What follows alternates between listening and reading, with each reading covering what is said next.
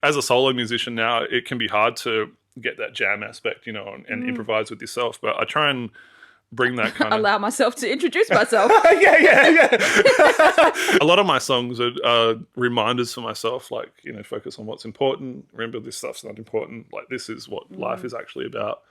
You might not have heaps of money, you might not have this and that the other person has, but like if you've got food and a roof above your head, then the best things in life are like family and for me it's like music and family, hanging out with my wife and my dog and making music. Hey everyone, welcome back to the Good Vibes Show. Today I'm joined by Von Spriggan. How you doing? Metal, would you say heavy metal? Yeah, heavy I guess, metal? metal, yeah, so I think they call it alternative metal, but I'm honestly always so like confused by genres. Yep. But it's like, heavy music. Okay, yeah. Heavy metal music, yeah. Yeah.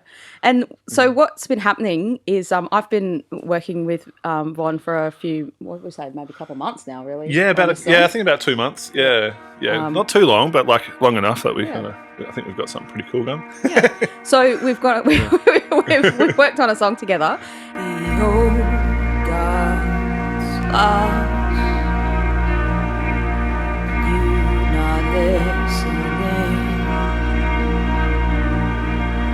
Making eyes avoid each other. Please don't see past my cover. And so we're going to talk about that, and that's super exciting. And I'm going to ask Von some questions about his music and introduce his art to you today. So if you're new to the show and you haven't subscribed yet and you're on YouTube, please click the subscribe button and the notification bell, and all your wishes will come true. I promise you the world. Yeah, you will. You never know what will happen when you do that, so do it. Even just a good feeling for supporting local art, You will. Like, Yeah, support us. Yeah. All right, and we'll give Von's details at the end, and also you can check the description below to kind of find his Spotify and all the other good stuff. He's got heaps of social medias that he does. Yeah, just Von Spriggan and everything, so it's pretty easy. I don't think anyone wanted to take that name, so I was lucky. Awesome. Yeah. All right. Well, let's get into your story and music because people probably, you don't know what you don't know, but yeah. So we've not really hooked up in a face to face before, and we kind of met through Facebook to work on the song, and I don't really know much about your musical journey. So I've been making music for a long time, and I was working as like a live sound engineer and stuff like that, and was in bands and things like that. But never, I was in bands like a while ago, and basically reached a point where I kind of like cracked the shits with it, I guess. Like I had nothing against any of the bands that I was in or anything like that, but people just going off in different life directions, and even myself, I was just like, you know what? I think it's over. Like, I'm happy just making music. And I did that for a long time where I was just like making music in my bedroom by myself and not releasing it and not bothering with any of it, and just kind of enjoying the process of just making music. And I went and got my degree in sound engineering and worked in live sound and really liked that. Then about 2 years ago, I actually I got like a really bad skin cancer, and it nearly killed me actually. Like, it was pretty kind of bad, and it was like sort of giving me a big like smack in the face for life. Wow. And it was like the first thing that hit me was like, besides like possibly leaving my wife alone on this world, was like, oh God, like I really actually do want to push this music, and just doing it by myself in my bedroom isn't enough actually, and to really make a go of it. And so that's probably been the last 2 years now. It's like, it's just kind of lit a fire under my ass. Yeah. Wow. And what happened with the skin cancer? Yeah, so all good now. Like, I'm actually got to get another one cut out of my face and checked next week on Monday. So it kind of sucks, but it's got it in check, and it's kind of weird because it was a really positive thing in a way. Like, I've got a nice cool scar that my wife likes across the chest there. Chicks dig scars. Yeah, she's into the whole like barbarian thing and stuff sometimes like that. So anyway, we'll go. But yeah, so but it's like, it was scary at the time, like it really was, and but it gave me that kind of kick in the butt that I needed, I think, where it really focused in what was important in life, like family and for me, making music and making art. And what made you think? What was the thing going through your mind, thinking why the music was important? You know what? I don't know. You know, it's this funny thing. Like, I remember like being like a little kid, like before, like just as I'm walking, and like playing a tennis racket and doing concerts where I'd like jump across the couches like to Kiss music and stuff for my parents. So I've just always had it. Like in high schools in a bunch of bands. Unfortunately, my parents weren't that rich, so I never got instruments or anything until I moved out. So I always would just sing. Yeah, wow. But yeah, it's I guess like I feel like I'm not sure if I've got a message or anything like that, but I feel like there's for music now there's a certain thing missing that I really it's not missing, but there's a lot of bands that don't sort of have it where it's almost like a spiritual aspect of getting lost in the sound and stuff. You know, like sort of old 70s bands that would like do lots of improvisations and stuff like that. And that hypnotic sort of thing. Yeah, almost that hypnotic kind of thing. And even like old metal bands where it was just kind of like this sort of raw energy.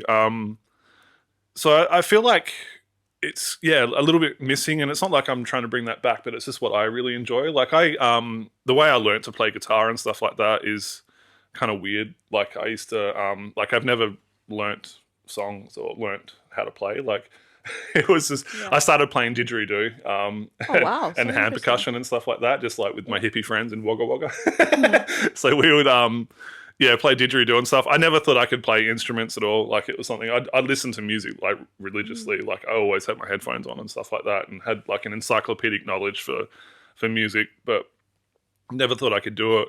And then it was through reading this weird book called Illusions, and this guy was talking about how your brain tells you that you can't do things because you haven't trained, but it is in there and all this sort of stuff. And I was sort of like actually having a drink with some friends one night and picked up their guitar and just sort of started treating it like a drum because I could play hand percussion. And I remember it and I was like, oh, this is kind of clicking. And and my friend's like, when did you learn how to play guitar? And I was literally like, I think I just kind of like, I just learned it right now. Yeah, not that I was good, but I was just sort of like getting that muscle mind connection where I was like, oh, okay, it doesn't have to be this complicated, like learning scales and learning notes and stuff like that. And then from there, I had a couple of good friends and we would just jam. Like we never recorded anything. It was all completely improvised. And we would just do it for hours, just completely improvised and off the cuff and just get lost in it, you know. And there was certain little mushrooms that came into it at times and stuff like that. Not all the time, but a little bit every now and then. And we would just kind of get lost in the world of music. And so I try to, like, as a solo musician now, it can be hard to get that jam aspect, you know, and improvise with yourself. But I try and bring that kind of... Allow myself to introduce myself. yeah. So, I try and bring that aspect in and... but that's like my background. I've always loved like really heavy music as well. Like I remember, it's funny because I just always knew that I liked heavy music, and I remember like telling it was actually a cousin of mine, and I was probably like 10 or something like that, and I was like, I think I like heavy music. Like I want to listen to heavy music, and he had a tape of like Cannibal Corpse and Bolt Thrower on Sepultura, like an old cassette tape, and gave that to me, and I was just like, oh, I had no idea this existed. Wow, So like blasted that. And then, from there, I just sort of slowly started learning instruments and stuff. And probably through complete self-doubt and just thinking that I'd never be able to, like, make music, I didn't focus on, like, making music as such. It was more like, oh, well, I'll never be able to be in a successful band or anything like that. So, like, I want to be around music. So that's where the live sound and stuff came in. And so that was... and then, I suppose, like, when I got the cancer, it was like, oh, hang on, dude, like, maybe try do the thing that you want to do instead of just...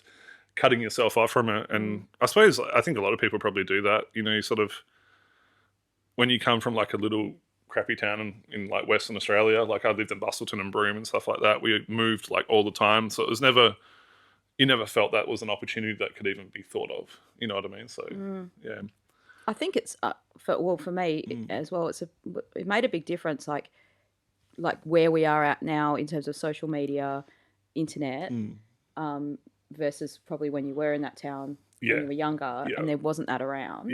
There was no other way.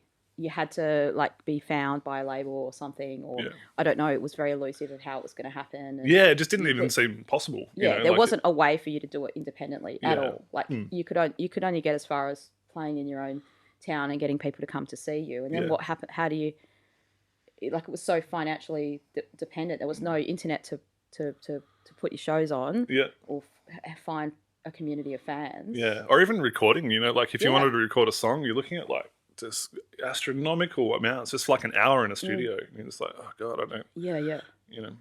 and the complexity of using those things for yourself was a lot harder. Like I remember when I first started thinking I'd write songs when I was younger, I had I had a Windows computer, a laptop, and I had a Pro Tools. I went and bought that, and it was so bad. It would just crash all the time, like all the time. Like you would be, because I didn't have the power on the computer, it couldn't handle it. Just even having one microphone plugged in and one guitar plugged in or a MIDI controller. And it would just be like, you'd be halfway through this thing and it'd be, pshooop, it'll freeze up and you're like, oh, for fuck's sake. Like, you know, all the time. And it got to the point where and also there wasn't that many tutorials on how to use it. And there was something would break or not work. And then you would just be like calling your mates who happened to maybe use it too. Or it would be, I just remember how arduous and hard it was that I had just given up and thought, I'll never be able to do this myself. Or I'm going to waste. And again, I never thought I'd go to a studio and do it. Get someone else to do it for me, because you just have no idea how much it was going to cost, and it just seems super expensive. Yeah, that's like I got kicked out of home and was like living in my car and stuff as well. Wow. So like I was trying to, I used to skateboard heaps, so I just like, luckily I had good mates, so I could like live out the front of their house in my car. Wow. And so the idea of any of that was like just crazy, you know, like you're not going to spend money on that when you haven't got a place to live. Yeah, that's it. Yeah, so and I just borrow guitars and stuff like that, you know, and borrow equipment. And then I was like, okay, I really want to, like I had a group of friends that we wanted to form up a band, and I was like, okay, well I'm going to go to the mines, and like I worked up at the mines for like 2 years to get money, you know, and that's how I got all my equipment to start off with. So it was like a 2-year stint at the mines, and it was brutal. But, you know, it paid for a lot of equipment and stuff like that. And most of that equipment I don't even use anymore. Okay. Because it's all old. You know, it's all different stuff. And you just, like you were saying, you know, like it's these old rigs and stuff. But you can't throw it away because it costs you so much. It's sort of, it's funny. Hey. Sentimental, Yeah. So I suppose, like, and that's why, like, it sounds silly, but like, I am so thankful that the cancer happened, because it really crystallized what I want to do. Even my wife as well, like, she didn't understand like how much drive and stuff. Like, 'cause by the time I met her, it was just sort of like, oh, I'm just going to make music in my room. I'd show her a song or two every now and then. But like, I've got laptops full of old songs that, you know, and just sort of, sometimes I go through them and listen to them and stuff. They're mostly pretty bad. But I had a lot of fun, you know. Like, I just, like, that's what I'd do all day, was just get lost in it. Like, I remember the transition from, like, skateboarding all day, every day, to, like, oh, actually, I want to make music all day. And I don't want to skateboard anymore, because if I break my hands or something, like, then, and so it was just, hours and hours just in my room, just experimenting and stuff, and slowly building up equipment, and, going from there. It's good fun. And what was the thing when you were starting to like make those songs, not just for you but for other people? Like, what was the thing that you first realized was good about that? I guess, like, even say, like, a lot of my songs are kind of about, it's like a cross between like mental health and political issues, and that kind of intersection of, like, I don't like to focus too much like on myself within my music, but I also like to acknowledge, like, even the song that we're doing, it's kind of like, there's a lot of really shit stuff that's happening in the world, and it's easy to get depressed about it. Like, but there's also like a certain onus on yourself to try and change within yourself. So it's about finding that intersection where, like, I can be a really good person and affect positive change in the world, but not get like completely wrapped up in things I can't control.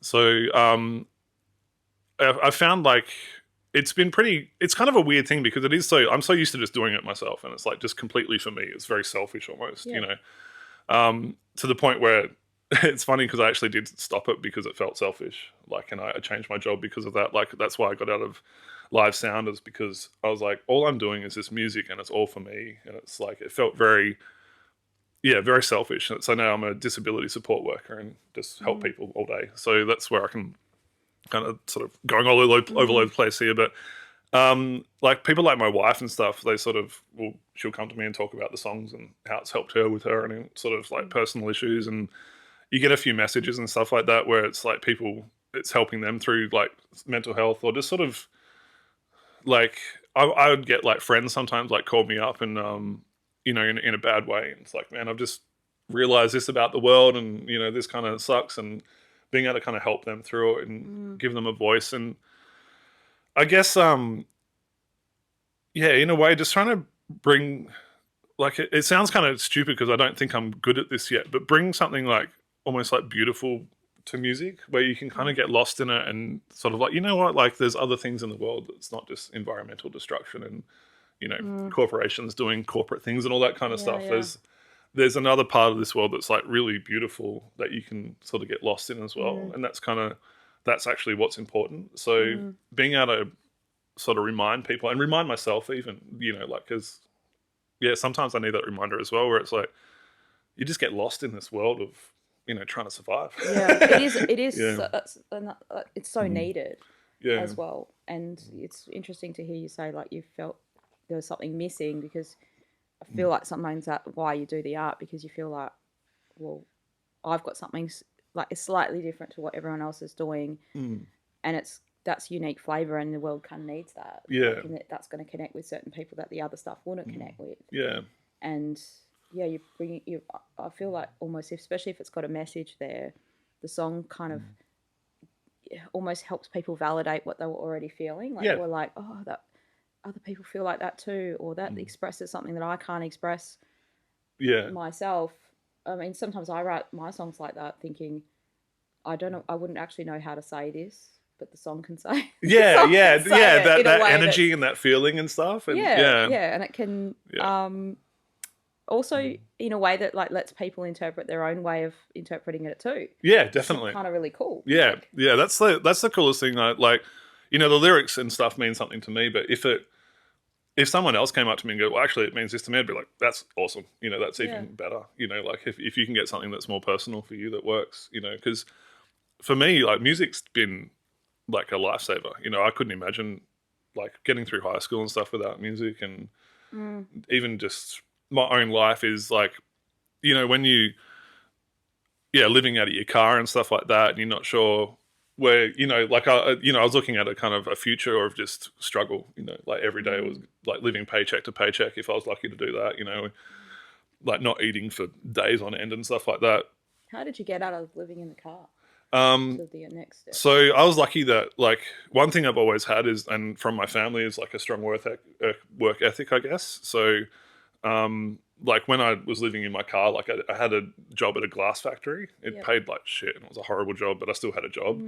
So from that, it's just like, I had lots of friends too. Like skateboarding was so sort of instrumental in that, where there was a real community. So I had like a group of like 20 mates that I could call family kind of thing, and lean on them and be like I remember when I got kicked out, I instantly called, unfortunately he's dead now. He died in a motorbike accident, but I called my friend Ross and I was like, man, this is what's happened. He's like, yeah, no worries, man. You can, you know, stay at our place. You can have a bed if you want. It's like, no, I just need a place to like park my van and, you know, a place to shower and stuff like that. And so you're a pretty independent person. You didn't want to rely on a handout sort of a thing. I think that came from like my parents. It's like my dad like bailed pretty early. He wasn't a bad guy. He just bailed.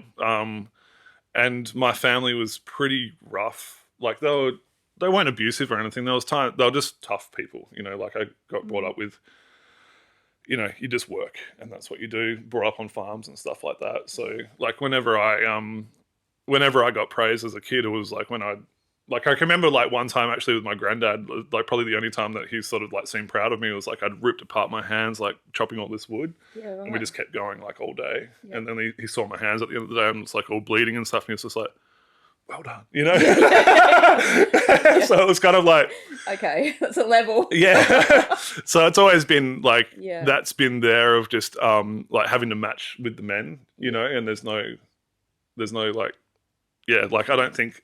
So if that was the level of a well done, you probably weren't getting much encouragement to go and spend your life being an instrumental. That was not even like playing your instruments. I had to fight, like even for my own music and stuff. Like I had to fight so hard because our mum was quite religious as well, so she would like burn my shit, like if thinking it would be like from demons and stuff like that. She's chilled out a bit now, thank God. Okay. But yeah, so like I had you can't burn down Spotify. Exactly. Yeah, I remember when she found my CDs and she found one with like a devil on it. Like all my money would be spent on like buying CDs and stuff. And she found this AFI CD that had a devil on the cover and that was it. She was about to burn all of it. And I remember, it was a pretty vicious conversation. I was like, you'll never see me again if you do this. Wow. And luckily my older sister like came in and stop that and stuff. So I had to, and it's funny too because all my all my uncles and the guys, the men that I grew up with, they were all just old school Aussie people. And if you know old school Aussies, most of them are pretty racist and most of them are pretty sexist. And that was how they were brought up, and it's just like a generational thing. So I was listening to music that was telling me that that was completely stupid.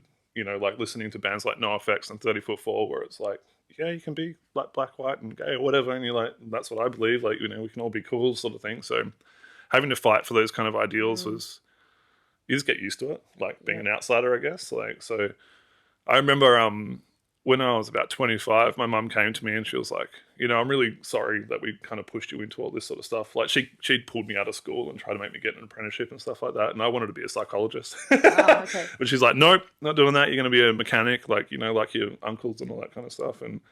But she came to me afterwards and said, like, you should be proud of yourself that you kind of stuck to your guns. And I was like, oh, okay, cool. Yeah. Thanks for acknowledging that, So it's a bit more different now. Like, but that sort of stuff, I think, just made me, independent. And I've always sort of had this thing in my head, like coming from like there's definitely people, I don't like talking about childhood too much because everyone's got their like sort of stuff, but coming from a poor background and, I knew the only thing that I had was hard work, like, and that's, I would say anyone that's like, if you're out there and you don't have much money, you got hard work.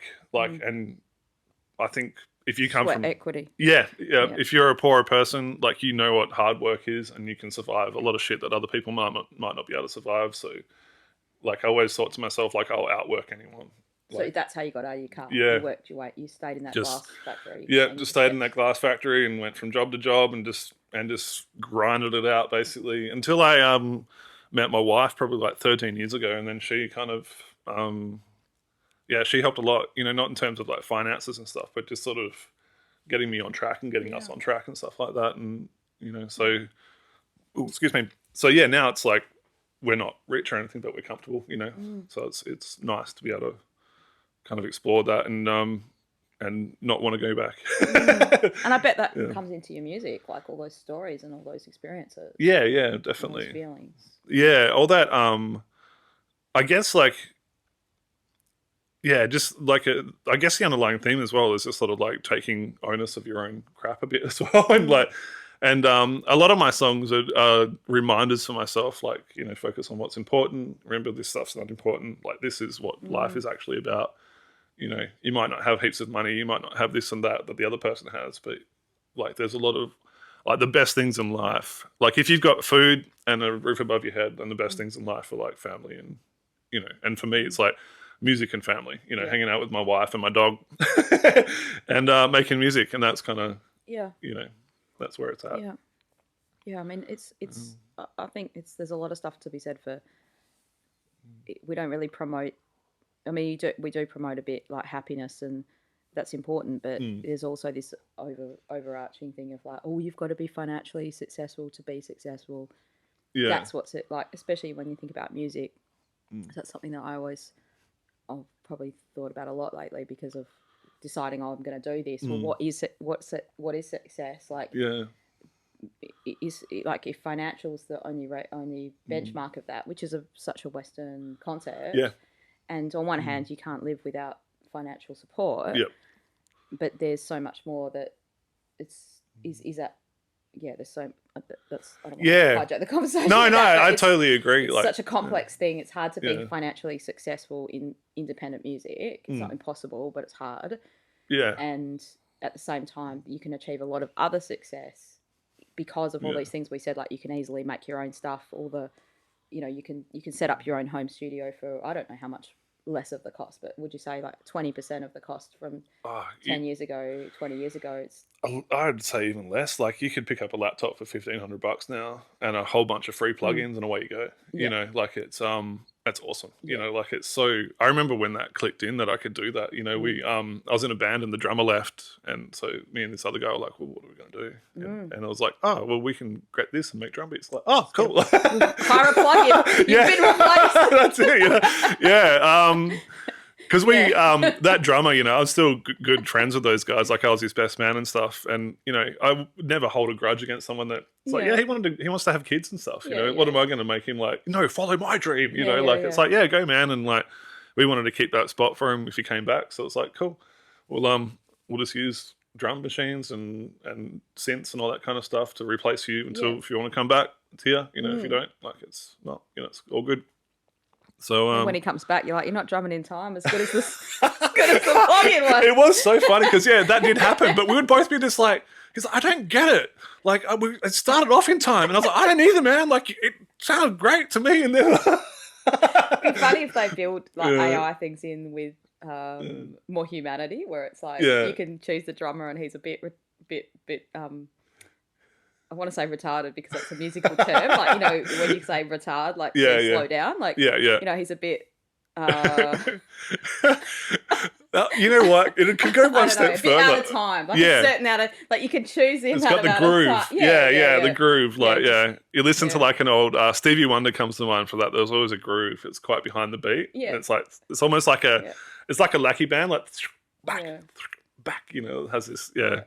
It's like flexible. Might just keep you on your toes, drummer. Yeah. No, people nuts, I think.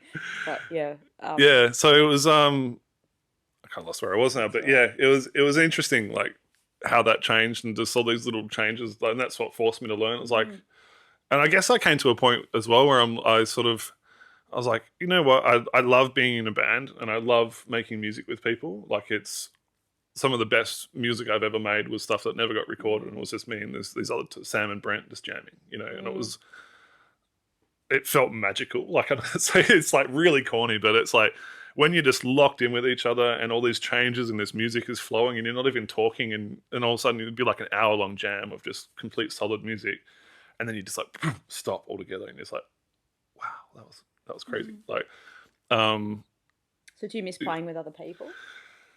In some regards, I miss playing with those guys. I was in a band recently, and I really liked being in the band, but it frustrated the shit out of me because they were so slow. And nothing against those guys, like, because they work full time. We've all got jobs, we've all got a life. Nothing against them, like, but I knew within about 6 months that it wasn't going to work. But I held on for another like year and a half because I really liked hanging out with them. But it became more frustrating, and I guess I got to a point where I was like, you know what, music is kind of too important to me to let anyone else have any sort of power over it. Like, I don't want to ever be in a position where, like, because someone's bailed on me, I can't make music anymore. It's like, no, I'm just going to do everything.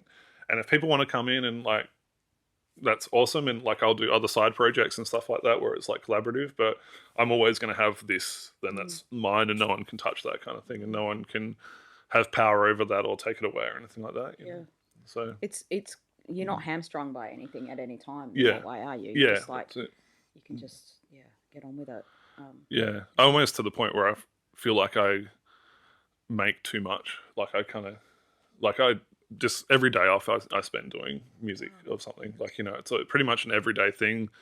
Like, I had a problem where it was like really hard to switch off, and my wife would be like, be hanging out and she'd be like, "You're not really here, are you?" And I'd be like, "Oh, sorry, I'm thinking about this song, thinking about these lyrics." And I'd have a notepad in my pocket all the time and writing out, and then sort of came to the realization that I needed a bit more balance in my life, and so even now, like, that guilt would creep in of like not working hard enough. Okay. But then I'll hang out with my wife and my dog, and we'll do stuff, and it's like, no, this is still for your music, and it's kind of like a recovery process. It's like you need to have these moments of actually living to be able to make music. So don't feel guilty about it, dude. It's fine. Like, you're allowed to have a bit of time off. It's like when you're trying to do something and you're like, when you, I don't know, when I was at uni or something, and you're trying to write an assignment and you're falling asleep. Yeah. But you're like, I can't go to sleep. I have to like try to type a word.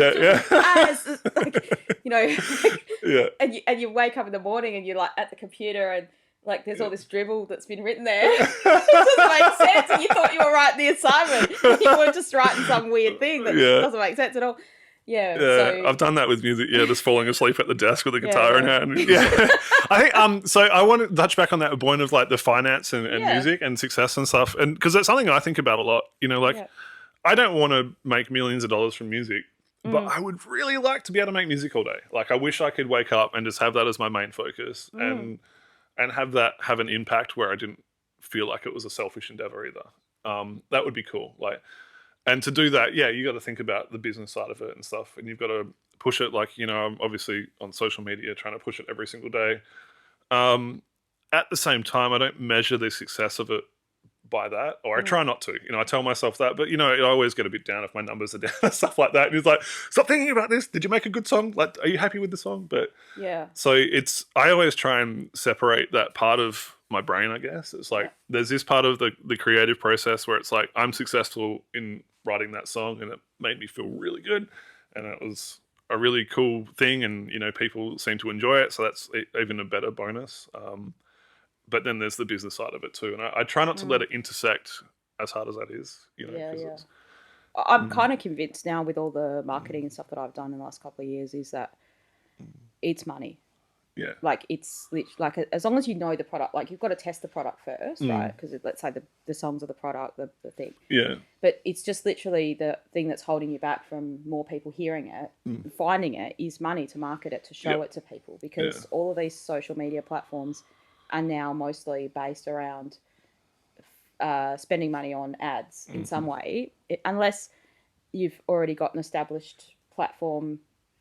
Somewhere on YouTube, if it's already big on YouTube, you don't have to necessarily pay to continuously get seen. But on Facebook, I do. Like I've got quite a lot of people on there, but my stuff still won't be shown to everyone unless I pay to. Really? Show it. Oh yeah, for sure. Yeah. So like at some points, a third of the budget is spent on just showing the stuff to the existing audience. Yeah. Continuously, so that they get to know you and find you, and because. They might like your page, but then Facebook doesn't necessarily show the content to everyone who likes your page, but it will if you advertise to those people, right? It's just like even with YouTube, like I've got several different other YouTube channels, and one of them I grow all just organically, and that's a small channel, but it's like five or 6,000 subscribers on there. Still good. Yeah, but they're very engaged types of people, right? Yeah. And I've never used ads on that channel to do anything. But I have tried to use the same strategies for my music, but it's a different time. Yeah. Like this is starting one channel 7 years ago versus one channel 2 years ago, sort of thing. It's much harder to get started without spending money. I find. Yeah, right. Just that's a strange, not an exact comparison of two things, different industries, but like you can grow a channel real quickly if you spend money on marketing it. Yeah. Right. So it's harder to get that organic reach, but then how do you get the money to do that if you don't have any money to do that? Yeah. Right. It takes money to get the money. The thing I struggle with as well, like when I first started, I was like, I've got to spend money on this. Like, and I bought some, I was so naive. I had no idea. And bought some advertising stuff and it cost me a fortune and got me nowhere, like I actually, I think it kind of hurt me in the end. Like there was one thing that popped up and they're like, we love your music. We can help you get followers on Spotify and all this sort of stuff. And I'm like, oh, cool, that sounds great. Have no idea. It's just all bots. And it I had no idea. Like to the point where I was like, do I just cancel Von Spriggan and just start again? Like because all these bots have come in, but thank God it's fixed itself now. And that happened with people on Instagram and stuff like that too. Yeah. They'd be like, and you'd see people with like 100,000 followers and then they put a post and two likes. It's like, hang on, something's not right there. Yeah. And it's so... I remember joining this one Discord group and it was so, like, insidious. Like, it really made me so depressed because I'd see all these guys, like, getting these great numbers on TikTok and stuff. And I'm like, oh, wow, like, this thing must work. And, so I talked to this guy who owned this Discord group and I was like, oh, so, how does this work? And he's like, okay, yeah, join the Discord and we all support each other. And I'm like, okay, cool. It's just like a big group of musicians that support each other. Like, that's cool. Like, I'm down for that. And then I get in there and it's actually, they run like a competition. It doesn't cost you any money, which I guess is cool, but it's all fake. So they'd run this competition where the previous person the day before, you'd have to stream their song at least 50 times on a loop. Oh, wow. And there'd be like 300 people in there that would stream that one song 50 times on a loop, and you post a screenshot that you've done that, and then you get put into the draw for the next day. So you could win the competition of getting one of your songs streamed in a loop. Yeah, okay.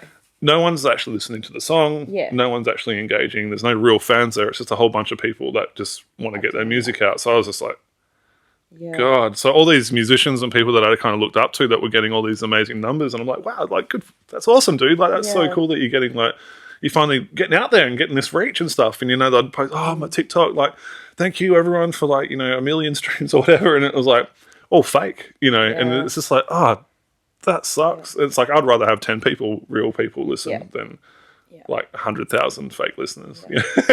So, and it just takes time for it to grow, and I think you have to not lose the love of it or the passion of it or whatever in the process of letting it grow. Like, because I've noticed that with my Spotify, like I've done a few different things like that. Not the thank goodness, not those bot people, but like I could have easily done that because if it wasn't for the marketing guy that I use, like, I would know not to use those things because some people market at you that, and they send you these very strange emails that makes it sound like, oh, wow, we really like your music, we've discovered you or something. Yeah, and you're like, oh, cool, like, someone likes it. So like, and the next minute it's like $12 a day to get 1,000, and you're like, if you really like my song. You sort of like, I learnt quick from mistakes, but it was just, I'm so trusting in people. Like, no, why would people want to rip off like musicians? You know, like, and I got no money. What are they going to like? Good luck taking nothing. Like, you know. So I became really jaded with it, to be honest. And it is. It's sad and it's horrible. Like, there's a lot of people that prey on people's like dreams and hopes and stuff. And they are. They're preying on your hopes and dreams because there's not that many musicians that have a surplus budget, let alone any budget, to sort of, and they're like, okay, if this is my last $100, where would I best spend this? And they're maybe deciding on whether they should buy like that food that they need this week or pay for some Spotify streams.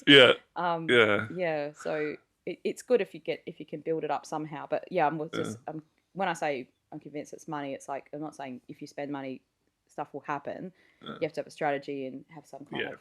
You got to have a good song still, I feel like. Of course, you have to have a good song. You can't polish a turd, right? But that money will get you the opportunity, you know, like, and I've listened to like a lot of podcasts with musicians and stuff like that, and a lot of rappers especially will be quite open and honest. Like, I bought this, I paid to get here, you know, and now it's paying for itself.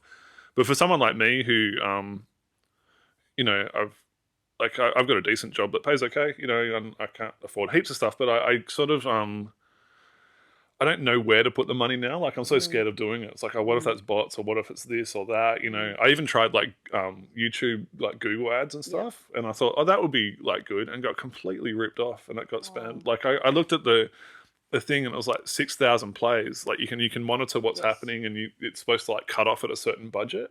And I like had it all set up, and like I'm looking at this clip, and it's going like boom, boom, boom. I'm like, oh wow, like people are actually like, and then I go back to the advertising thing, and expecting it that's pushed it, and it says it hasn't. So I'm like, oh wow, maybe people are just sharing this or something. Like, what's going on? This is really cool. And then get a bill for like $1,000, and look at the go into the analytics of it, and it's 1 second view time on like 6,000 people. And you're like, okay, so what's what did I actually just pay for? So now I it's a minefield of all that. But that knowledge of how to do the marketing is its own discipline in itself, right? And that's what record labels and whatever are doing. And some of them honestly probably don't know how to do the marketing as good as some independent people do, because they've had to learn the hard way on a small budget. And they've kind of tested the waters in there. But sometimes I get marketing advice and stuff from watching people in different industries and looking at how they do it. Now, it's not always the same, but like if you're selling, you know, something else, then especially if it's like a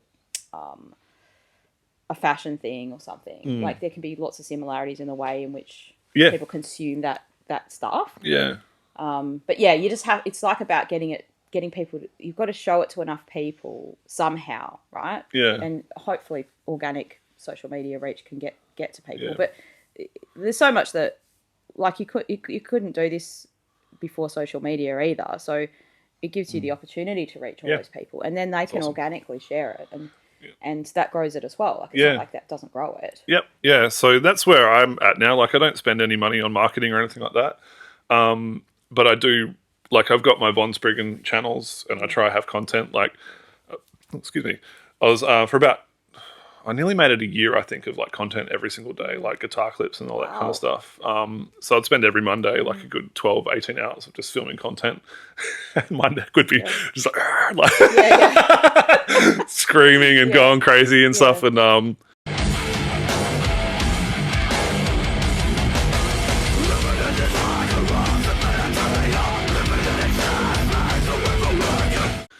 then I started give yourself whiplash. Yeah, I've many times, but it's funny. I think I'm kind of like my neck's like used to it now. Like, and I kind of like I do like old man warm up moshes like this, like getting ready, like, and I've just got to be careful not to get too excited and realize I'm kind of a little bit older now. Like, I used to be a little bit psycho sometimes, in a fun way, like in the mosh pits and stuff. I'd be pretty crazy and quite happy to hurt myself. But now I try and keep it in check so I can do it again the next day.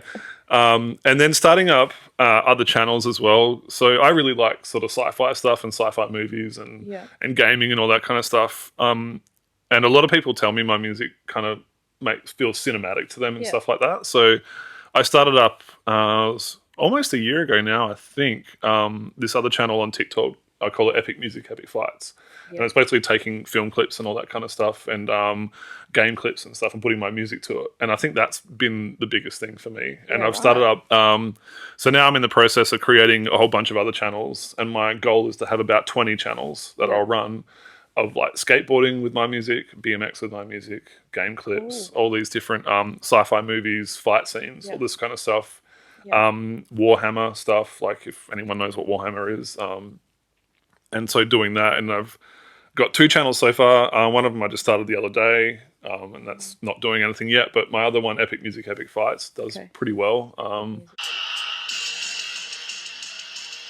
And that's where that started. Like, and I almost sort of I keep that quite separate from Von Spriggan, almost like it's someone else doing it. And it's so it's not asking people to listen to my music or anything like that, or trying to like, hey, here's my new song out now or anything like that. It's just like, here's a cool cinematic from a game of like some whatever, and here's my music in the background. And from that, like, you like some of those clips have like, I think my highest clip is 4.6 million views. Wow, that's awesome. Yeah, so from that you'll get maybe like 100 people that will go check out your music. And does that help you generate some revenue? No. There's a bit of revenue on YouTube ads and stuff to get. No, nothing like. Unfortunately, it's not like because it's not YouTube. Like it's all TikTok. It's TikTok. Yeah, so I don't think there's a way to monetize TikTok in Australia yet. If I'm wrong, let me know. Tell us TikTok. Yeah, I know you can in America, but that's the sort of. So my plan, I guess. But you could put those on YouTube. Yeah. So I do put them on YouTube as well, but for some reason it doesn't do as well on YouTube. It was TikTok that kind of took off. Yeah, that's what I mean by it's harder when you start a new channel when it's smaller. Yeah, the algorithm doesn't like you. It doesn't. It's just strange.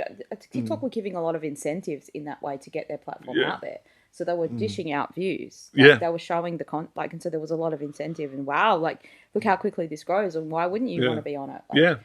Like, Yeah, I was like, honestly, the first time I pulled up TikTok, I was disgusted. Like, it was terrible. It was like, as a guy, it realizes you're a guy, and it just throws like softcore porn at you, basically. Wow. And I was like, yeah, that's cool. That's not for me. That's not where my music needs to be. Like, what isn't like? Is there even music on it? And then it was like about 6 months later, and you keep hearing about it, and keep hearing about it, and keep hearing about it, and I listened to this podcast about this guy on this guitarist on Instagram. And he was like, I posted every day for a year, and this is what I did. And I was like, you know what? I'm doing that. I'm going to post every single day for a year. Wow, good on you. And I can remember like doing my first clip on Instagram, and I was like, well, I might as well just put it on TikTok as well. Like I'm already doing it, so I might as well. And then through that, I actually found I was like, oh wow, there's actually all these musicians on here, and found like a pretty cool community. Maybe they were relieved not to get the other stuff. Yeah. It's so funny, like because like on my like I can swap through my accounts, and on my Epic Music, Epic Fights, because I never used that account, never like scrolled it. It was just softcore porn, like over and over again. And even my wife should be like, what the hell is this? Like, I know I don't like, don't worry, I don't go on it like it's cool. But she doesn't care. But it was just interesting. But on the account that I actually used, like my Von Spriggan account, was all music, or skateboarding. It quickly learns what you really quickly scroll through. Yeah. So it was a very interesting to see how that changed between them. But Yeah. so I was like, you know what, I might as well just chuck it on TikTok. And my TikTok's not, my actual Von Spriggan TikTok's not massive. I think I've only got like 1,500 followers or something like that.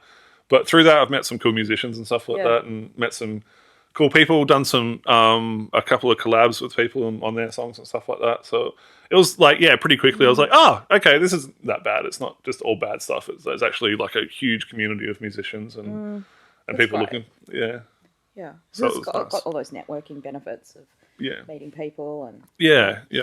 And then I used to do lots of stuff on Twitch as well. I'm about to get back into Twitch. So for about 4 years I was like just gaming and streaming that, and I was doing pretty well with that and actually getting paid to do it, which was nice. It was like, oh wow, I might be able to just like play video games all day and then I can do music at night. what a life. Like, I'll never get out of that. Yeah, that's it. I was really surprised. Like I just chose the right video game, and like my wife also plays video games. So we like, she's a bit better than me actually, but we were decent enough that people would watch us. Wow, that's so cool. And so that was, and then, and I, when I first started doing that, I was like, wow, this is like freedom. Like I just can do whatever I want. Like I can just play video games all day and then make music all night and then play video, and I'm going to be able to fund this and do this. And then the game that I like playing stopped supporting that game. And so you're sort of going through all these different video games and these different things. And then it sort of changed, like gaming kind of changed a little bit, like where it started like I liked really hardcore competitive games that were really hard to play and stuff like that. And that just kind of didn't exist because people didn't want to be challenged anymore. So I'd like pick a new game that would come out. It would literally die within like 2 weeks.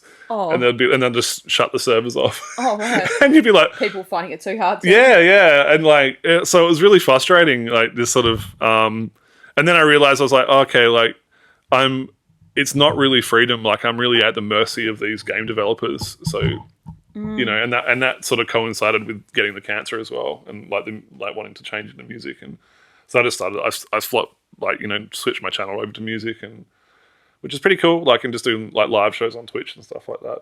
But I've, haven't done anything this year. I've just been sort of taking a break from it, and So you might get back into Twitch and people can watch. I think I will. I've been sort of building up my live set and stuff. And so one thing I don't want to be like the Beyonce of metal, like, and just play the backing tracks. Just up there sing. No, there was a Beyonce. But I'm just, because as a solo musician, like I've only got so many hands, like, and it's not the way that I like to make music, especially live. I like to be able to sort of change it. And so at the moment I'm learning how to DJ my music as well as playing guitar and sing at the same time and kind of do all these things. And it's getting there. Cool. It's still not going to be like super live. Obviously, I've got to have backing tracks because there's only me. But it is getting to a point where I can kind of control the songs a little bit more and add a little bit more flair and make them kind of different live. And so I don't think people realise how much effort goes into doing those streams and getting them right, because it's so complicated on the technical end of it. Like, whether it's all in sync, in time, like your voice might not be in time with the thing. Like it's been like I've tried to do a few when I've done my song releases, because a lot of my people are overseas and it was in the COVID time and all that. And man, it's just like I would spend a whole day fucking around with all these different things, putting this. And at one point I was like just trying to do this thing because my marketing guy told me to do a global online tour. I like it, And I was like, what's that? And he goes, oh, it's like the same gigs you do, like what you do now for your live streams, but just at different times for people at their time. So 7 p.m. for a lot of people in the UK and the US and Spain and Italy and things like that. And so cool. It was like 2 a.m. my time, would be 7 p.m. their time. So I was literally setting an alarm to get up at 2 o'clock and do this thing, or staying up to do it. And man, like sometimes at one point it wasn't working so much that I had the backup was like, oh, okay, I'm just going to have to play this thing through the speaker and put the microphone in front of the speaker. Rough. Because I watched all these YouTubes about how to troubleshoot it, and this was one of the guy's solutions. And I was like, man, this isn't going to be good. Like, he set up his gig like in his room, and he, like, as if he was playing live, and then he put the microphone in front of the speaker and fed that into the live stream. Yeah, not ideal. Like, oh, this would be the backup of the backup. It's not going to be good. We'll see what. Maybe, you know, Yeah. because sometimes I listen to some people on Twitch that do looping and stuff and singing and play guitar and loop and all that, and it's like perfect. Yeah. So nicely sounding, you know.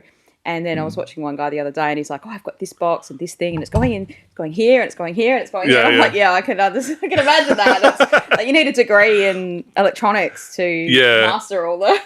I think I was lucky because I had like that AV background. Like I'd been working in live sound and kind of like I worked for the AFL for a while and did like some pretty big bands as well. So a lot of that stuff, like, it was kind of in that. So, but yeah, it's still difficult. And even like your computer power, like I get to a point where I'll have a session that might have like, 50 tracks on it and it just goes, it's just like, it's like, like it just doesn't like streaming and playing. It's like my computer's just like, please God, like it's just too much.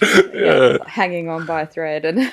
Yeah, so I'd have to like bounce it all down and like but I did enjoy doing that, and I used to do stuff like I'd make a song in an hour kind of thing or something like that, and just try and challenge myself and making just silly beats and stuff. I actually so I do release like electronic music as well, like on the side, and that was all made like live on Twitch and stuff like that, just for fun because I really like electronic music as well, and like I like heaps of different music. Like I listen to heaps of different stuff. Like I love metal. That's kind of like where my soul is, but I don't listen to metal like every day. I mean, I listen to metal in the gym and that's probably about it, so all that other types of music I like to kind of try and bring into metal and stuff like that. And so it gives it different flavour. Cool. So maybe we should talk about the song that we did. Behold God's love.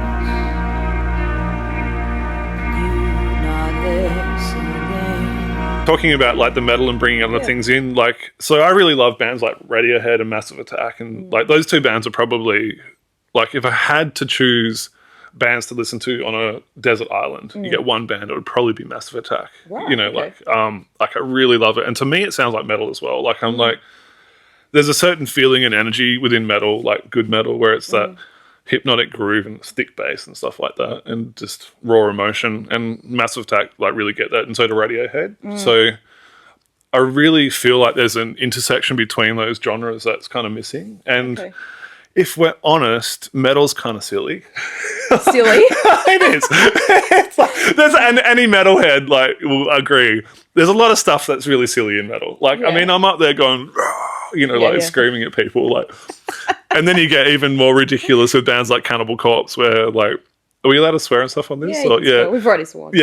So there's like songs called like Bloodcock and stuff like that, but it's all just funny, it's not supposed to be taken seriously, and it's just a bit silly, So I feel like within music itself, like I used to hang around, like I was in bands where it was a bit more, I don't know, a bit more indie and arty, I guess, like jazzy and that kind of stuff. And metal wasn't really respected in that kind of world. Yep.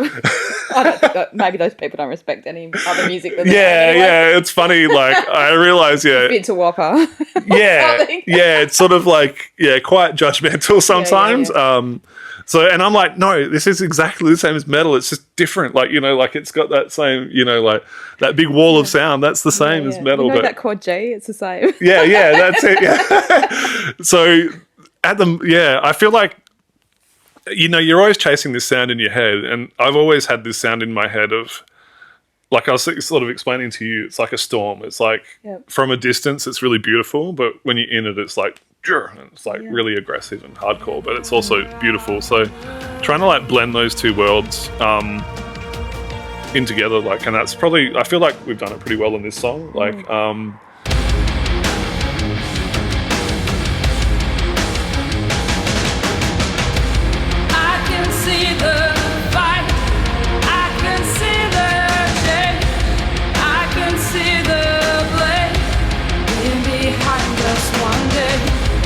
so having that kind of, like, your voice is really amazing. So having that sort of almost like Portishead, Massive Attack kind of feel, and then taking it up into like bringing that metal vibe in. I kind of hope that people realize that like every genre, there's a lot of bad stuff out there. Like not every metal band's good. Not every metal band's for everybody. But there's a lot, like there's so much and there's so many different subgenres within metal that it's kind of like movies. It's like you can't say that you hate movies. It's just like, no, you just like this type. Maybe you like comedies. Maybe you like actions. Maybe you like this. And metal's kind of like that. So I hope that I can kind of like blend the two worlds together a bit for all the like really arty people that like all that kind of avant-garde sort of different, you know, different weird timing stuff and stuff like, and help, just blend it in where it's like, this is all just good music that kind of has a really similar energy and a similar like ethos as well, I guess, of, you know, doing it for yourself, standing up for yourself and stuff like that. Because in the end, like, a lot of metal is just about that. Like, it's often made by people that have been kicked down a lot, and it's down to enough, you know. Like, stand up for yourself. Like, it's almost like I listen to a lot of like There's a lot of power. Just this raw power. Yeah. It's like, who do you think I am? Yeah.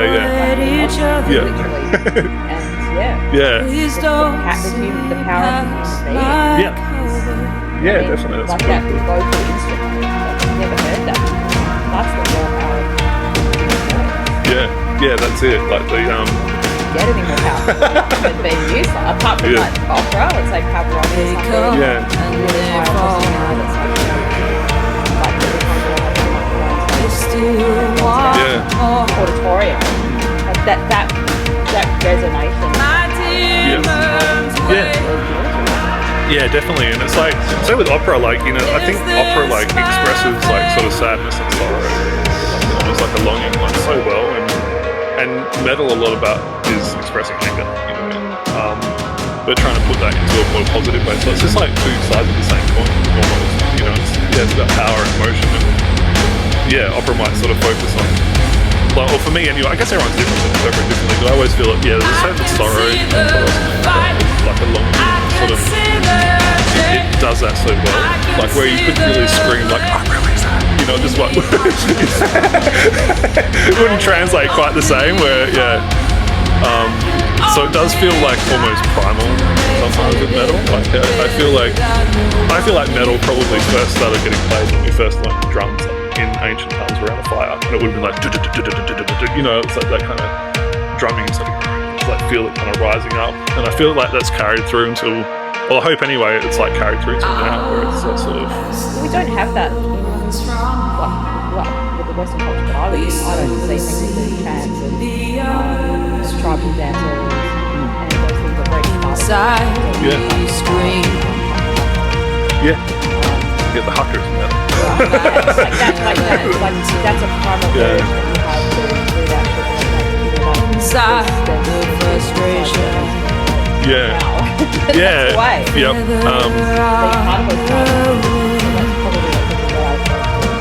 They go there and they're just like, man, I can just let it all out. Yeah, like being in the mosh pits and stuff like that. Like when I was a kid, I spent lots of time like in mosh pits. And, like I'd have friends that wouldn't want to come in, and you know where you sit in the thick of it where there's like two walls and things smashing into each other. And see like, it's the circle pits. Yeah, that kind of like. But it looks dangerous, but it's like you are so safe. Like it's really such a weird like unison of thousands of people like moving as one, and kind of like I've been in like mosh pits where there's been like a wall of death where it's like two armies smashing, and you just boom, God. And then some dude loses his watch, and everyone's like, "Oh, hey, we gotta get his watch," you know, like. Yeah, like. Okay, go back. Yeah, it's so funny, like, you know, it's not as. I mean, stuff's gonna happen because everyone's moving fast, and I'm kind of lucky because I'm tall and my head's above elbows. So every now and then you might get something that, like, you know, clocks you, but it's not on purpose, and it's not. Yeah, there's a real camaraderie, like, in the pits and stuff like that, and people that are being dicks get taken out pretty quick. Like, I remember being in one, and this guy was like swinging his arms and trying to punch people. Like, I just like ran. Yeah, I just ran at the dude and like give him a good like hip and shoulder and smacked him across, and it's like a buddy just slid across this mud. And see him just like hit the feet of this other dude. He picks him up and just like throws him, and then the dude like looks at me and goes, like, you know, no one's doing nothing. Like, you know. Same with like when, you know, girls would come into the pit or something like that. Like you'd see the guys like okay, like protect, make sure no one's doing any dumb shit. So yeah, you'd be in these pits, and it looks dangerous and stuff, but it's like this. The lead singer would be like, pick them up, like, and it's sort of. I remember I was at North Lane. I think it was about a year ago now. Australian band, great Australian metal band, North Lane, and I saw these people like sort of go down in the crowd, and no one was picking them up, and I was like, what the fuck? And like started like not smashing through, but pushing my way through, and like grabbed one guy. And then I realised everyone was sitting down to row, like in time. Oh. Sorry. I thought they'd fallen down.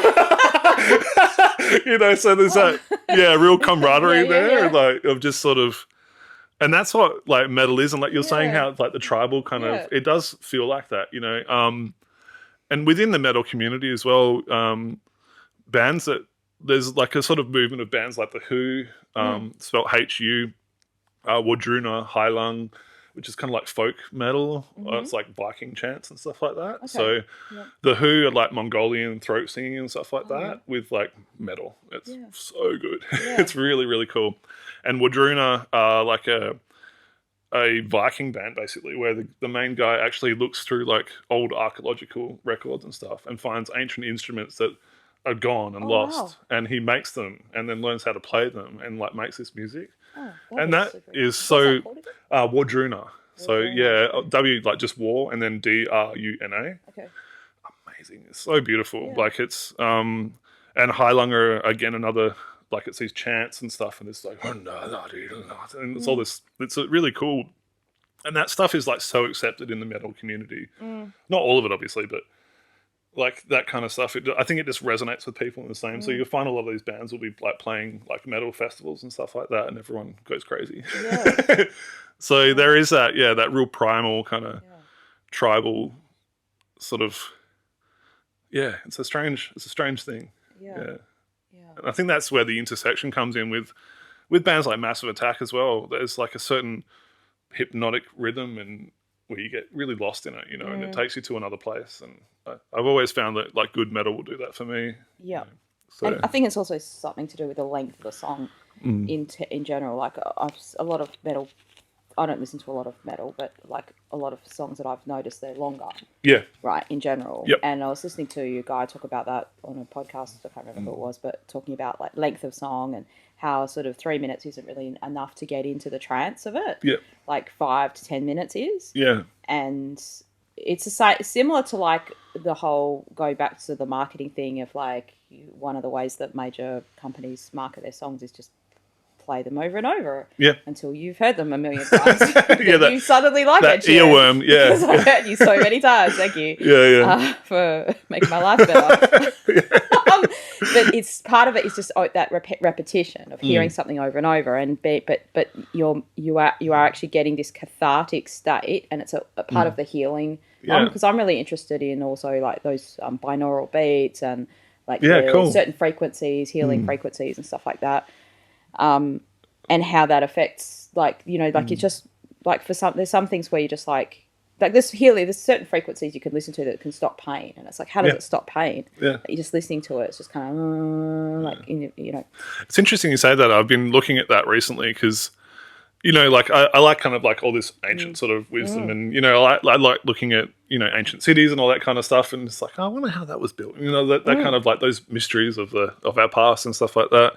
And one of the things that they think with the pyramids is actually use sound to move these blocks and stuff like that. They've got pictures of them with trumpets and stuff like that. Yeah. And it's interesting. Some people talk about that they feel like there was these ancient civilizations that had technology that was equal to ours but different. Yes. And so it was like, and I wonder if that was sound. Like I wonder if people found something with sound that was a bit different. And there's even I've seen stuff about sound like curing cancer and stuff, and just like you can see, it was like 800 hertz to 300 hertz or something like that can destroy leukemia cells and stuff like that. Yeah, Not sure if that's real or not. It could be just people being fake, but like there is something there. Like, and if you go into like physics as well, like one of our strongest theories for like bringing relativity and quantum physics, which is like the big and the small together, is string theory. Yeah. And string theory is just literally vibrating strings, So there is something there to sound that's way deeper than we probably realize, you know. And I reckon one of the reasons why that might be lost is not lost as in it's gone, but why it hasn't been explored as much is because we've discovered amplification and microphones and like electricity and all that technology. So we've moved away from going, oh, we've got to do this. Like in the past, they would have done this gig or whatever, and they'd be like, well, we've got to get this sound out to all these people. So they would have built a venue based around, you know, being able to amplify, and it's all based on one voice. And if you stand in this place, it's going to go out to all these people. And then let's make these instruments that can go loud, as loud as possible. Whereas, and that, does that physical instrument making the sound have a different effect than you playing that instrument at like a sort of, I don't know, third of this volume? Yeah. And putting a microphone up to it. Like I know that from the cello, and that's one of the reasons why I used to love the cello so much when I first started playing it, is because the sound vibrates on you. Yeah. And it's like my mum told me that's what I said because I couldn't really remember. But she said, "Oh, I remember you saying like you felt like you were hugging the sound." Yeah, right. That's so cool. That's the first, because I started off learning the violin, yeah, and then moved to the cello when I was like 13. Yeah, because I learned it in school, and like it's also because it's such a low frequency. It's just really cathartic to play. And I was talking to a friend of mine who has a kid with autism, and they said the school said like they could either learn something like the flute or the cello for a therapeutic reason. They said the cello because of that, what I just said. That's so cool. Yeah. And they said the flute because people with autism have better something blowing. They're better to blow something. Something like they can blow off the stage, literally, whatever, something like that. They were just given them those options and said this would be the best thing for your kid. So cool, one of those two things. I love it. There's so much stuff we don't know. Like it's so cool. Like it's so the guy I look after, he can't speak or anything like that, but. And before he met me, like he never had been introduced to like metal music or anything like that. Yeah. So I'll put on like some really brutal shit. Like, how do you like this? Like, and it's really like it's almost like a little bit too heavy for me at times. You know, it's stuff I listen to in the gym where I'm like, you know. Yeah. And I'll put that on. I'll look at him and like he loves driving around, so I'll chuck something on. I'll look at him in the car. And he's just like just going off. You know, it's like, oh, cool, man. Like, there's something here. Hey, like, and so there's something to music that's so much more than business and commerce and stuff. And it's a shame that, you know, we all haven't figured out an economy where we can just like, I don't know, like Star Trek where there's no money. If someone can figure that out, that'd be sweet. Like, communism. Without being like, no, it's going to be Star Trek. If you watch Star Trek, it's like, everyone's like somehow everyone just exists and it's cool. But there should be some recognition of arts as a thing where, like, I wouldn't say they should just let any old person say they want to do it, because then you just have people doing shit and they wouldn't be good at it. But if you've reached a certain level on your own, there should be more than just like one person can get some kind of yearly allowance to live. Yeah. There should be more of that, right? They used to have that. Like, that's why people like Da Vinci and stuff could work on his stuff that he worked on. Yeah, because he was like employed to just work on, you work on what you want to work on. Yeah. You know, like that kind of a thing. There should be more of that. Yeah. It would be nice to allow artists to do that in society. There should be some more of that. Yeah, it's a funny thing. Yeah, like back in the day, they'd have kings and stuff that would like Bach. I remember he stayed with like a certain prince, and the prince just like foots his bill, like just keep making cool stuff, man. Like because that was valued. It was like the prince was going to be a better prince, or he was going to do right for his kingdom by having the arts in the kingdom. Yeah, right. That was what it was like, and we say we value it. Oh, we get it a grant, $5,000, good. Yeah. So you know. Yeah, it's a hard thing, isn't it? Because one of the things I've always thought with my music, it's like I don't ever really, and this would be such a privilege and a luxury to be able to do, but I don't really want my fans paying for my music. Like I would love, like the people who hate you. I would like, you know how like YouTube advertisements work? It's like let Apple pay for their advertisement at the front of my song and let them pay for it. You know what I mean? Or like, let these other big companies pay for it so all the fans can have it for free. But that's obviously a very idealistic thing that would never work, you know. So you've got to... It's something I really struggle with, actually, because I do feel like music is so important and it's spiritual and there's something to it that adds so much to our life. But at the same time, like...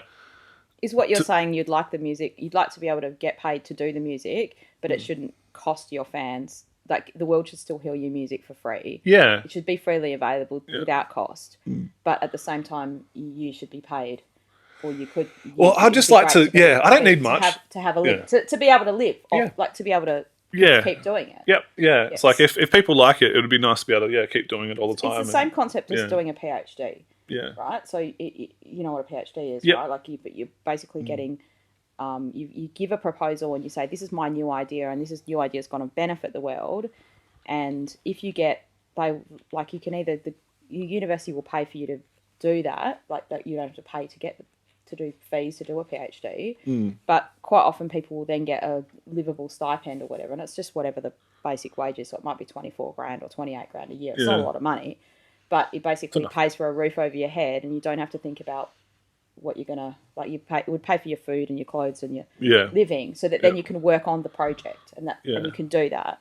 Yeah, and there should be more of those kind. I reckon there should be more of that stuff. Yeah, I agree. Like it's such a hard thing. Like when because you like in terms of like if you like the nitty gritty of like economics and stuff. There's a lot of people out there that need money. And it's hard to.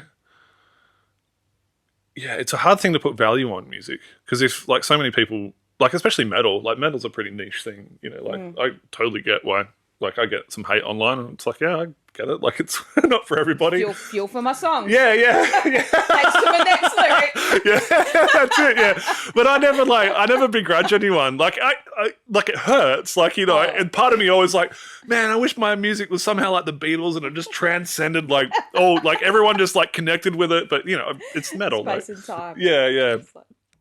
So it's such a hard thing to sort of find that balance between like art and commerce, I guess, and those intersecting things. And even like when you're writing a song, it comes in, we're talking about song length and stuff before, like it's something I'm conscious of. And then like if this is 5 minutes long, it's too long, no one's going to listen to all this. And then I've got the other part of my voice is like, no, just like do it for like, this is what the song is, man. And it's like, this is what the art of it is. And, but if you want to like, maybe just like compromise a little bit on this song so then it gets pushed out to more people. And like, remember Frank Zappa, he used to make like pop stuff that then would fund his weird stuff, like you can do something. So it's this really, it's a constant battle I have with my head. Yeah, and you wonder what kind of art you would create or people would create if there weren't those constraints there. Part of it's that.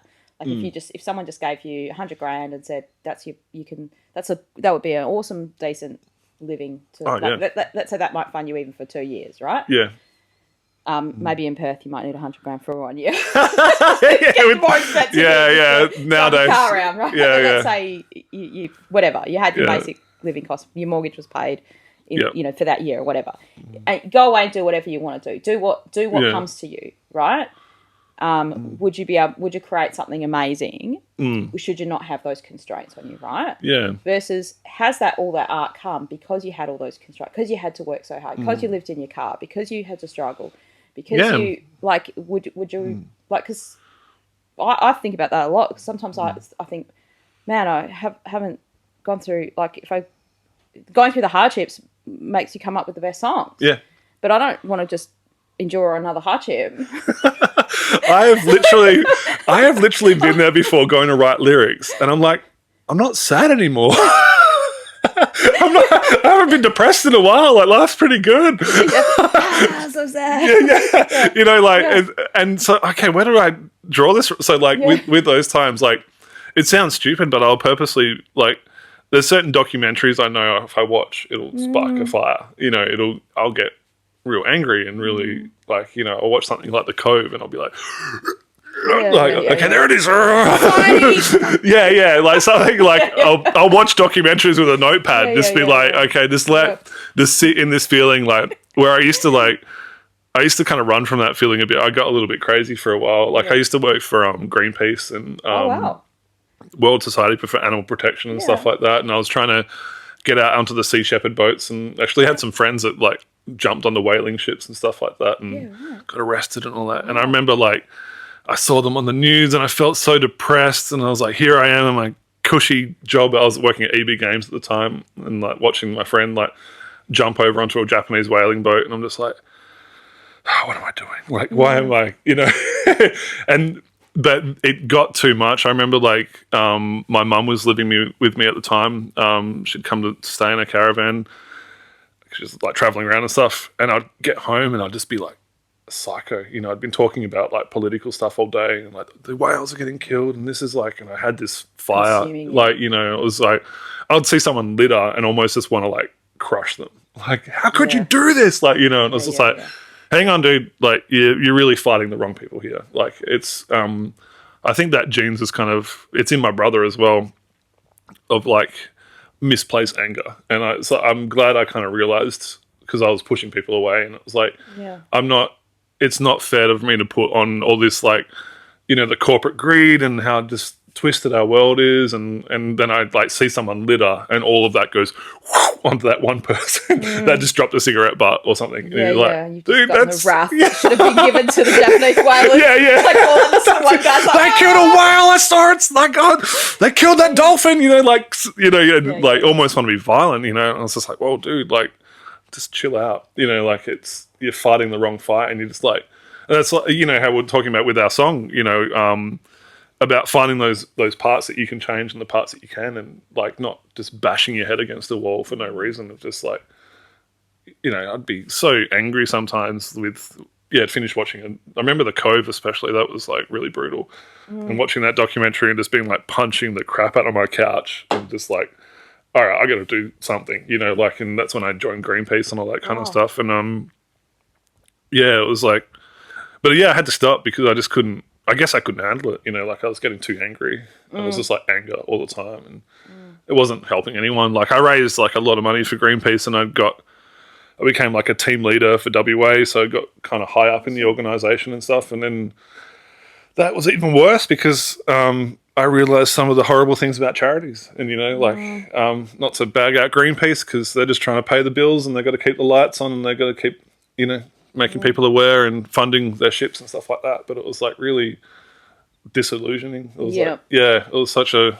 Yeah, you get to see behind the curtain and you think, man, this isn't what I thought it would. Yeah, it's not as... Well, it's just the real world, you know, like if you can probably tell from like just the things I've been talking about, there's real life and there's how I would love it to be. And it's like, real life isn't fair and real life doesn't, you know, that we should be able to like get money for music, and we should all be able to like follow our dreams and live a healthy, fulfilling life and not have homeless people and poverty and all this sort of stuff. But unfortunately, that's just reality, you know, like, and I can sit here and get really, really angry about it and kind of drive myself insane, or I can just try and do what I can from where I'm at, you know, like. I think maybe you might underestimate the power of that music to do the change as well. Like, you're doing both, which is great. Like, you're not just sort of writing a song and hoping that changes the world, but you're doing the change yourself, which is doing what you can do as an individual. But you're also, like, you don't know, sometimes people have an inkling to do something, and one song they listen to, it sparks that idea, or it confirms something for them, and they're like, oh, you know, or helps more people come together on a particular idea. Like, that can be real powerful. Or it helps people deal with the stuff that they're going through in their life, and then that enables them to continue on their journey, which is maybe the same thing you're hoping for. Like, there might be someone out there listening to your songs that's helping the homeless, that is getting that, you know, they're coming home from their trip. Like, I had an email from a fan recently, and she said, oh, thanks for your album, really, like, you know, listen to it in my car when I go to work. She said she lives in the UK and she was going through a difficult situation, and she said she'd gone through a divorce with her partner or something like that. And she said, I work in a prison. And she said, my job is really hard. And like, when I go home from work, I listen to your album, and like, it really helps me. And when I drive to work, I've been listening to it. And I feel, cool. You know, it's just, and that's what I reckon, that's what music should be doing, right? And it's kind of like everyone's got their thing that they're supposed to be doing. If they really tap into who they really are, they're going to do a good thing for the world, right? If you really, and you just need, music can help encourage people to just get on with what they're supposed to be doing, and that's going to make the world a better place. And I guess it's like hard to think about that, like that my music would be good enough to ever like do that as well, you know. Well, like, I think it does. I hope so. Like, I do get messages from people that sort of say that, and it's a weird thing because it does feel like kind of disjointed almost, like, and it's such a strange thing. Like, I remember when I first started this, I was like, you know what, if I can get to like 100 monthly listeners on Spotify, that's my goal. Like, that would be amazing. And I remember when I hit that, and it was like, I still feel exactly the same. And I don't, feel like, I guess it's that kind of imposter syndrome, like, as well, a bit comes in, like, where I'm listening to other bands, and like the fatal thing is like imposter syndrome and comparing yourself. It's like the worst things to do. Where you're like listening to like Massive Attack and you're like, well, my music's so shit compared to this, you know, and not feeling good enough. And it's not that it's going to make me stop or anything like that, but yeah, there is that sort of, yeah, it would be amazing to be able to like affect positive change on the world through music. But I think that like, sometimes you are, and you don't know that you are. Like, for every one person that tells you something's happened to them, there's probably you know, there's others that won't say anything, that are listening to it. So if you've even had one message of someone saying it's affected them, there's probably 5 other people out there like that. Yeah. And you know what I mean? It goes on and on and on. Yeah. And the other thing is it's cumulative. Like, so someone comes and finds your music, then they listen to all the stuff that you've got, and you know, then more people, you know, like it's you've got to keep putting it out there in order for people to kind of find it. Yep. Yeah. And yeah, it's. I mean, I think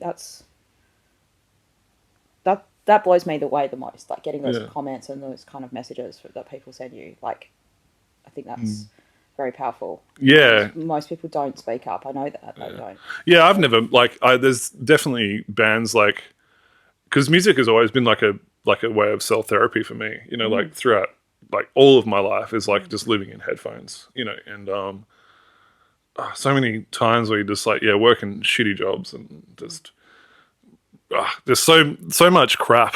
You just sort of like you just like go into your head and you just like, I used to call it the fifth dimension. Like I remember working at the glass factory. It was such a horrible job and it was like really hard and super dangerous as well. Yeah, right. And I would just like go through Jimi Hendrix albums in my head all day, like, and just trying to escape that way. And like other like darker times, you know, where like like when I was a kid, I was like suicidal and stuff like that. And like sort of to get into it, like I remember like sitting in my room and I was like just sort of scratching into my wrists, like with a razor blade, just sort of deciding what I wanted to do. And just having Slipknot just like just blast me. And it wasn't like anything in the Slipknot lyrics that said like stop it, but it was just like the power of that and feeling some other connection, I guess. And like living in a small town and I felt it.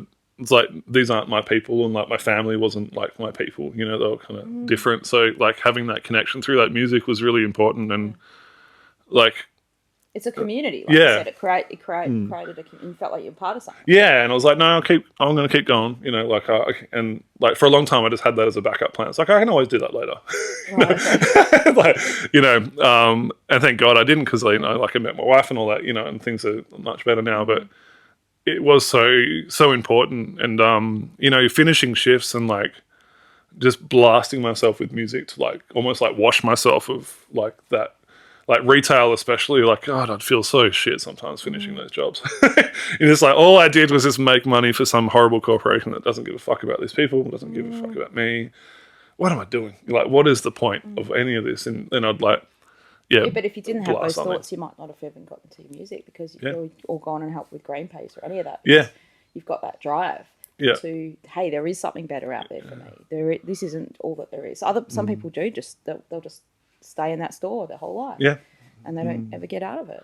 Yeah, and that's I definitely felt that. Like that's why, you know, when I was like in those dark times when I was a kid, it was because I was looking at a whole life of like, what, I've got to be a mechanic? Like I hate that. Like if that's it, then I'm good. Like I don't want that, you know. Yeah. So I hope that you can, through my music, someone can feel that as well, like that sort of power to keep going, and just that, give them that motivation and that just sort of raw, like, no, like I'm taking control and I'm gonna, you know, follow my path, no matter what anyone says, no matter what society says, if this is like the right thing or the wrong thing, or successful or not successful, if it makes me happy, you know.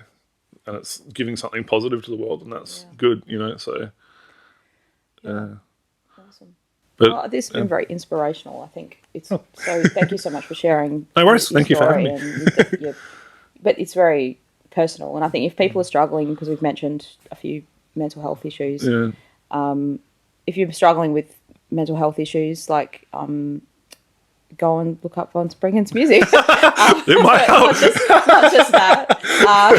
It might even be just, well, at least I don't make crap music like that. Lifeline, put that on. But there is help available for you, and you don't have to be alone in it. So talk to someone if there is someone that you can talk to.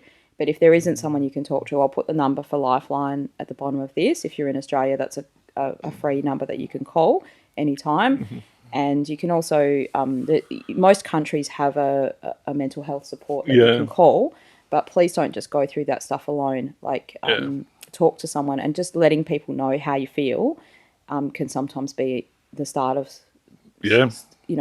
stopping yourself from and yourself. If you are, like, I've been there, like, completely alone, like, with having no one to turn to, like, and know that, like, that there's millions of people that came before you, like your ancestors, literally dating back from like Stone Age times, like fighting woolly mammoths and stuff. Like that is within you, going through all those ancient times, going through all those crazy battles, all that medieval stuff, all this wars and the bullshit, all that power is still there, like within you. Like it's important to remember, like, that you've come from a long line of people that have survived.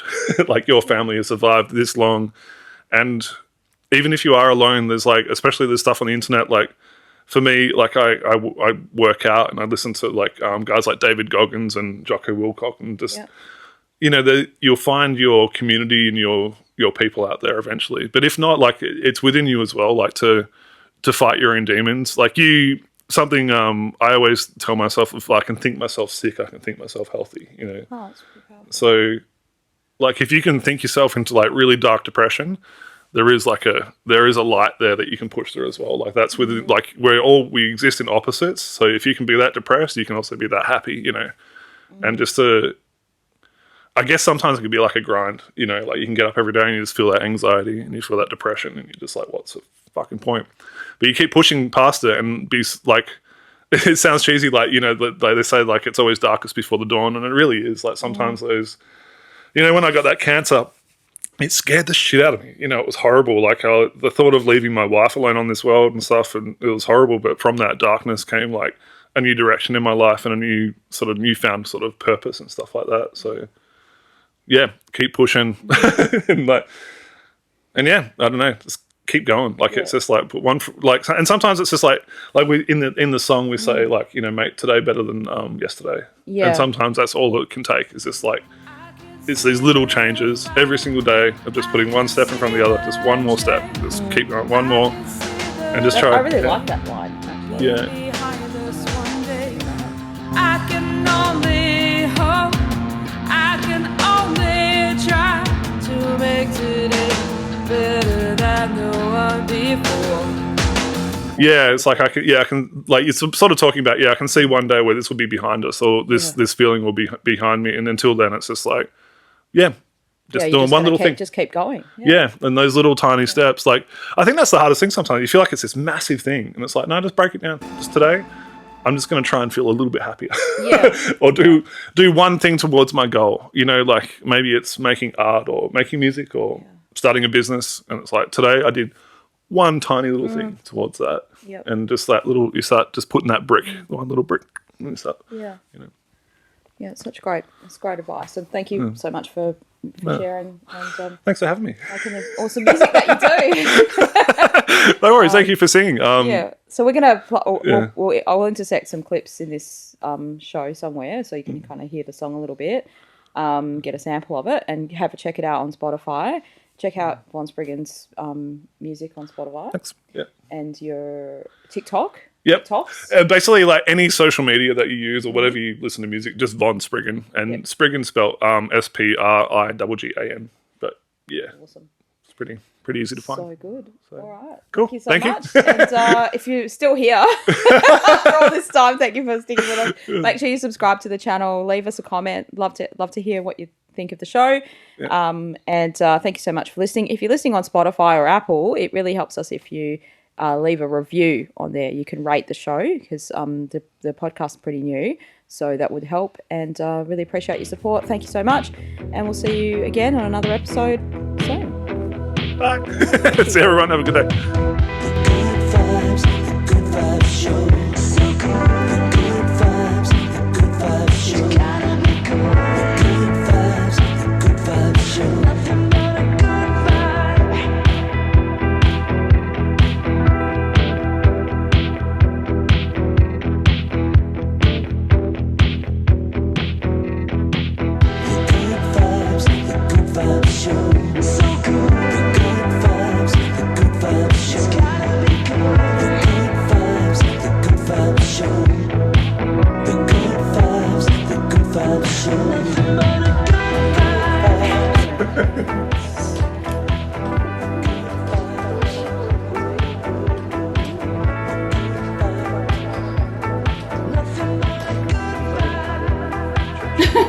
I do love the This is the occasional. $15 Aldi stand that's like super light and it's like, gets top heavy and it just falls That down. is, my mic stand is so dodgy. Like I've had it for years too, and I'm like, I kind of hate buying mic stands and stuff. It doesn't Yeah. make noise. Like, why do I have to spend money on it? You know what I mean? But yeah, I'll be halfway through a take and it's like it's just gone loose. So I'm just like holding it up, like.